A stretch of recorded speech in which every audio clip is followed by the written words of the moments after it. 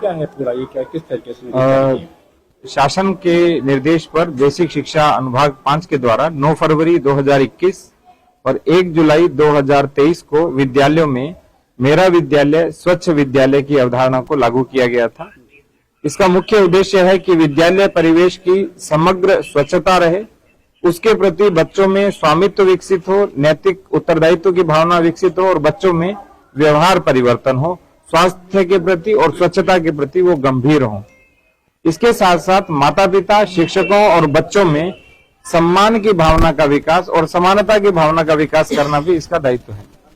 इसमें हमने 2 बार press conference भी की है। अभी बमनेटा गांव के अंदर बताया कि बच्चों से सफाई क्यों करवाई जा रही है, तो मैं स्पष्ट कर दूं कि विद्यालय परिसर के अंदर चाहे घास की कटाई है, कूड़े की सफाई है, या पेड़ों की छटाई है, या गड्ढों की सफाई है, या पौधों को पानी देना, ये सारे के सारे कार्यों के साथ साथ कक्षों इत्यादि की सफाई बच्चे और शिक्षक मिलजुल कर करते हैं।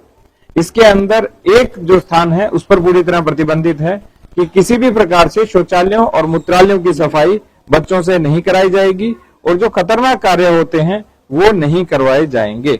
और यदि बच्चों को रसोई से संबंधित कार्य करवाया और सिखाया जाता है, यह आपको बता दो, कार्य करवाना उद्देश्य नहीं है, बच्चों से को सिखाना मुख्य उद्देश्य है। और ये जो गवर्नमेंट ऑर्डर जारी हुआ था, इसका हमने आदेश भी अपनी ओर से भी जारी किया था। और क्योंकि एक गांव के अंदर एक सफाई कर्मी होता है, वो पूरे विद्यालय और पूरे गांव की स्वच्छता सुनिश्चित नहीं कर सकता है, इसलिए शिक्षक और बच्चे मिलकर आते ही आधा घंटा या जाते समय आधा घंटा स्वच्छता के ऊपर ध्यान दें और करके सीखें। Learning by doing. आज जितने भी बड़े बड़े विद्यालयों में जाएंगे वहां पर भी होती है, बागवानी सिखाई जाती है, स्वच्छता सिखाई जाती है। वो पब्लिकली प्लेस के ऊपर जाते हैं, वहां सफाई करते हैं।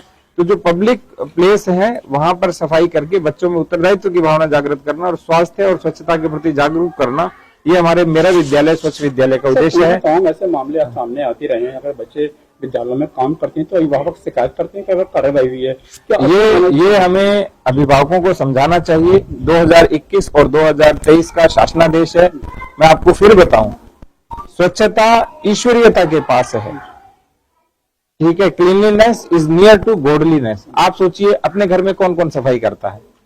सभी करते हैं, बड़ा भी करता है, छोटा भी करता है, माता भी करते हैं और बच्चे भी उसमें सहयोग करते हैं। तो यहाँ विद्यालय की सफाई कराना उद्देश्य नहीं है। कक्ष की सफाई क्यों नहीं करेंगे? अपने बस्ते की सफाई क्यों नहीं करेंगे? जहां अपनी पुस्तकें रखते हैं वहां सफाई बच्चे क्यों नहीं करेंगे? हम भी करते करते बड़े हुए, आप भी करते करते बड़े हुए, आपके बच्चे भी कर रहे हैं। लेकिन हुआ क्या, एक सफाई कर्मी के बाद सभी ने ये समझ लिया कि अब ये सारे काम करें और हमें सारे अधिकार है। ऐसा नहीं सर, अब ये माना जाएगा शिक्षा के साथ बच्चे जो है साफ सफाई दैनिक कामकाज, हाँ दैनिक कामकाज सीखें। ये हर शिक्षा में होता है। शिक्षा का मूल काम केवल 15/20 के कक्ष में बैठकर पढ़ना नहीं होता। शिक्षा का कार्य होता है कि बच्चा जीवन के हर व्यवहार को, आदत को, जीवन जीने को सीखे। तो हमारे यहाँ ऐसा नहीं है कि हमारे यहाँ सफाई कर्मी सफाई करने आते हैं, लेकिन सुबह अपने कक्ष की सफाई करना, बस्ते को देखरेख करना, पौधों को पानी देना, कोई कटाई छटाई में सहयोग करना, या कहीं प्लास्टिक पड़ा है, कूड़ा पड़ा है, उसे उठा करके रखना, ये बच्चों को सिखाने का है। और इसमें भी अभिभावकों को जागरूक करना। हमने बोला भी है कि एसएमसी के माध्यम से और पीटीएम के माध्यम से सभी अभिभावकों को इस संबंध में जागरूक किया जाए। और 2 जो शासनादेश हैं 2021 और 2023 के, उन दोनों शासनादेशों के विषय में विस्तार से बताया जाए। ये शासनादेश मैं आपको भी दूंगा, ताकि आपको ऐसा हो कि इसके बारे में सब लोगों को पता चले।